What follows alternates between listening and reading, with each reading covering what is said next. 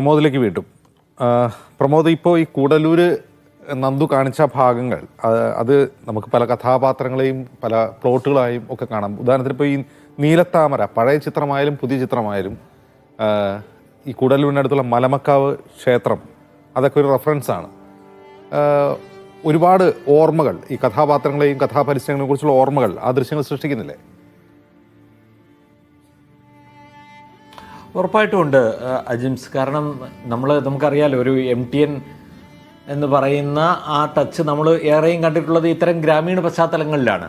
അതായത് സാധാരണക്കാരായ മനുഷ്യർ നമ്മുടെ അയൽപക്കങ്ങളിൽ നിന്നും നമ്മുടെ ബന്ധുവീടുകളിൽ നിന്നുമൊക്കെയുള്ള മനുഷ്യർ ഇങ്ങനെ കടന്നു വരുന്ന, അല്ലെങ്കിൽ അതിൽ തന്നെ ഒരു ഇപ്പോൾ കുട്ടിയടത്തി എന്നൊക്കെ നമ്മൾ പറയുന്ന തരത്തിലുള്ള ഒരു കഥാപാത്രം, അല്ലെങ്കിൽ ഓപ്പോൾ എന്ന കഥാപാത്രം. ഓപ്പോൾ തീർച്ചയായിട്ടും ഓർമ്മിക്കപ്പെടുന്ന ഏറ്റവും പ്രധാനപ്പെട്ട ഒരു സിനിമയാണ് MTയുടെ. ബാലൻ കെ നായരും മേനകയും അഭിനയിക്കുന്ന സിനിമ.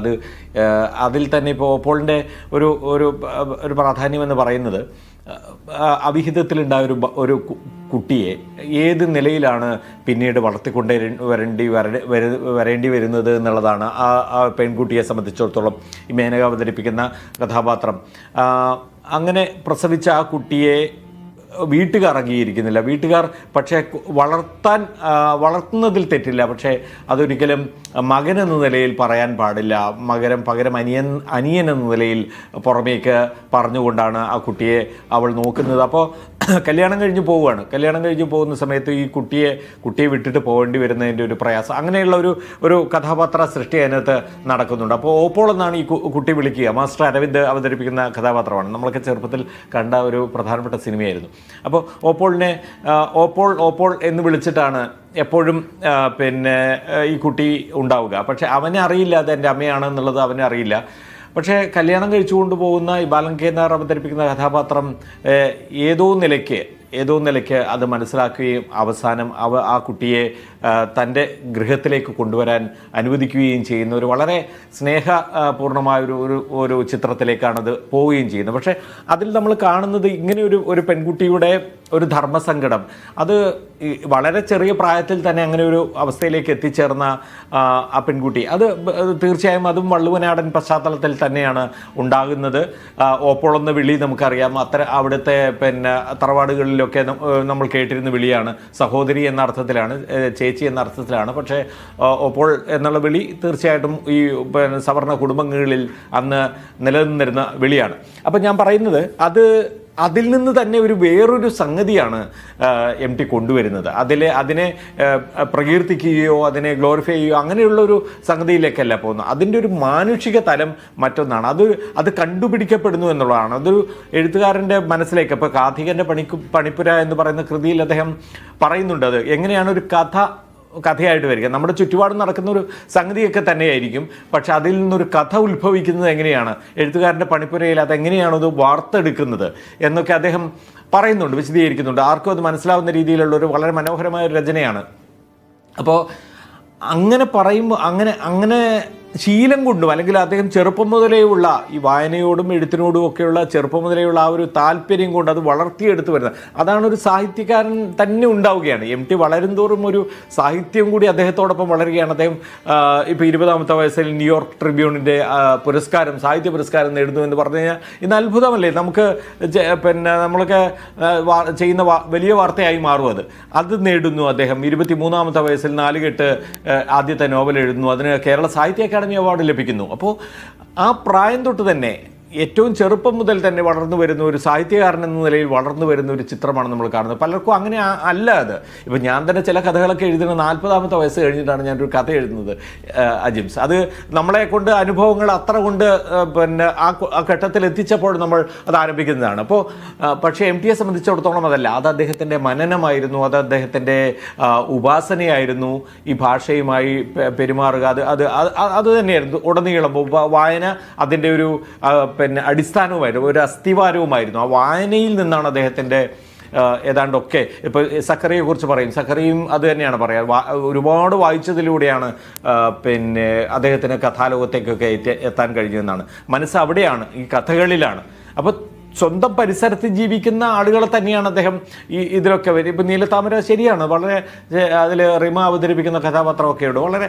അപ്പോൾ ഒരു MTN പശ്ചാത്തലം എന്ന് നമ്മൾ പറഞ്ഞിരുന്ന ഒരു സംഗതി നമ്മൾ ഇതിലൊക്കെ കണ്ടിട്ടുണ്ട്. പക്ഷേ അതിനെ കേവലമായ ഒരു പ്രകീർത്തനമായിട്ടോ ഒരു ഭൂതകാല രതിയായിട്ടോ ഞാൻ നേരത്തെ പറഞ്ഞ പോലെ അങ്ങനെയൊന്നുമല്ല. അതിൽ നിന്ന് എന്തെങ്കിലും പുതുതായി അദ്ദേഹം കണ്ടെടുക്കും എന്നുള്ളതാണ്. അതിലെ പുതുമയ്ക്കായിരിക്കും അതിലെ പ്രാധാന്യം എന്ന് പറയാം. അത് പിന്നെ ഞാൻ നീലത്താമര പറയുന്നത്, കാരണം നീലത്താമര അദ്ദേഹം 70കളിൽ എഴുതിയൊരു തിരക്കഥയാണ്. പിന്നീട് ലാൽ ജോസ് അത് വീണ്ടും അത് റീക്രിയേറ്റ് ചെയ്യണമെന്ന് പറയുമ്പോൾ അദ്ദേഹം തന്നെ അതിന് തിരക്കഥ എഴുതിയാണ്. അദ്ദേഹത്തിന് തന്നെ സൃഷ്ടി അദ്ദേഹം വീണ്ടും പുനരാവിഷ്കരിക്കുന്നു. ശരിയാണ്, തീർച്ചയായിട്ടും അത് തന്നെയാണ്. അപ്പോൾ അത് നമ്മൾ വീണ്ടും കാണുകയാണ്. വീണ്ടും കാണുന്ന സമയത്ത് അതിന് കുറച്ച് വ്യത്യാസങ്ങൾ ഉണ്ടാകുന്ന ഒരു പുതിയ കാലഘട്ടത്തിൽ പഴയ സിനിമയുടെ അതിലൊരു പ്രണയത്തിൻ്റെ കഥയാണ്. ആ പ്രണയം എന്താ പറയുക, അത് ഇതുപോലെ തന്നെ ഒരു വീട്ടിലെ ഒരു പിന്നെ എന്താ പറയുക വേലക്കാരിയുമായിട്ടുണ്ടാകുന്ന ഒരു പ്രണയമാണ്. അപ്പോൾ ആ പ്രണയം പിന്നെ നടക്കാതെ പോകുന്നതും ഒക്കെയാണ് അതിൻ്റെ കഥാപരിസരം എന്ന് പറയുന്നത്. ഇതിൽ പക്ഷേ പിന്നെ ഇത് ആധുനിക കാലത്ത് മറ്റൊരു കാലത്ത് ലാൽ ജോസ് അത് വീണ്ടും റീഇൻവെൻറ്റ് ചെയ്യുന്ന സമയത്ത് വരാവുന്ന ചില മാറ്റങ്ങളൊക്കെ ഉണ്ടായിരുന്നു. പക്ഷെ അത് എത്ര കണ്ട് വിജയിച്ചു എന്ന് നമുക്കറിയില്ല. MT തന്നെ അതിനുവേണ്ടി വീണ്ടും എഴുതായിരുന്നു. വലിയൊരു ക്ലൈമാക്സോ അങ്ങനെയൊന്നും അല്ല ആ സിനിമയ്ക്ക്. പക്ഷേ അത് നമ്മുടെ ഉള്ളിലൊരു നോവുണ്ടാക്കുന്ന ഒരു സംഗതി അതിനകത്തുണ്ട് എന്ന് പറയാം. ഇതുപോലെ തന്നെയാണ് ഇപ്പോൾ നക്ഷതങ്ങൾ എന്ന സിനിമ. നോക്കൂ അജിംസ്, വളരെ നമ്മൾ എടുത്തു പറയേണ്ട ഒരു സിനിമയാണ് നക്ഷതങ്ങൾ. ഒരു സമയത്ത് ഇപ്പോൾ പഞ്ചാഗ്നിക്ക് ശേഷം ഹരിഹരനും MTയും കൂടി ചെയ്ത സിനിമയായിരുന്നു. ഓർക്കേണ്ടത് പഞ്ചാഗ്നിയിൽ പിന്നെ സംഗീതം രവി ബോംബെ സംഗീതം നൽകുന്നു. അത് രവി ബോംബെ തന്നെ വീണ്ടും നക്ഷതങ്ങളിലെത്തുന്നു, ആരണ്യകത്തിലേക്ക് വരുന്നു, വടക്കൻ വീരഗാഥയിലേക്ക് വരുന്നു. അപ്പോൾ ബോംബെ രവി വരുന്നത് MT ഹരിഹരൻ കൂട്ടുകെട്ടിലൂടെയാണ് എന്ന് ഞാൻ സാന്ദർഭികമായിട്ട് പറയുകയാണ്. അപ്പോൾ നക്ഷതങ്ങളിൽ എന്താണ് സംഭവിക്കുന്നത്? ഒരു ഏറ്റവും പുതിയ കാലത്തെ അന്നത്തെ പുതിയ കാലത്തെ ചെറുപ്പക്കാരുടെ പിന്നെ മനസ്സാണ് അതിലേക്ക് കൊണ്ടുവരുന്നത്. അത് തരളമാണ്, പ്രണയബദ്ധമാണ്, അതേസമയം തന്നെ ബാലിശമായ പലതും അതിലുണ്ട് താനും. വളരെ പഠിക്കാൻ മിടുക്കനായ ഒരു ചെറുപ്പക്കാരൻ പിന്നെ എന്താ പറയുക നമ്പൂതിരിയുടെ കൂടെ താമസിച്ച് പഠിക്കുന്നു. അയാളുടെ ഒരു ശിഷ്യത്വം സ്വീകരിച്ച് പഠിക്കുന്നു. പക്ഷേ അതേസമയം തന്നെ പിന്നെ കൂടുതൽ പഠിക്കാൻ കഴിയുന്നില്ല, എന്തെങ്കിലുമൊക്കെ ജോലിയൊക്കെ ചെയ്ത് നിൽക്കുകയാണ് അയാളുടെ കൂടെ. ഒരു ഗുരുവായൂർ അമ്പലത്തിൽ വെച്ച് കണ്ടുമുട്ടുന്ന ഒരു പെൺകുട്ടിയാണ് അതിനകത്ത് മോനിഷ. ഇവരൊക്കെ പുതു താരങ്ങളാണ്, പുതുമുഖങ്ങളാണ്. അപ്പോൾ മോനിഷയെ കണ്ട് ഇഷ്ടപ്പെടുന്നു. പക്ഷേ മോനിഷയെ പിന്നീട് ആ സന്ദർഭത്തിൽ നമ്മൾ അറിയാത്തൊരു ബാക്ക്ഗ്രൗണ്ടാണ് പിന്നീട് ആ കഥാപാത്രത്തിനുള്ളത്.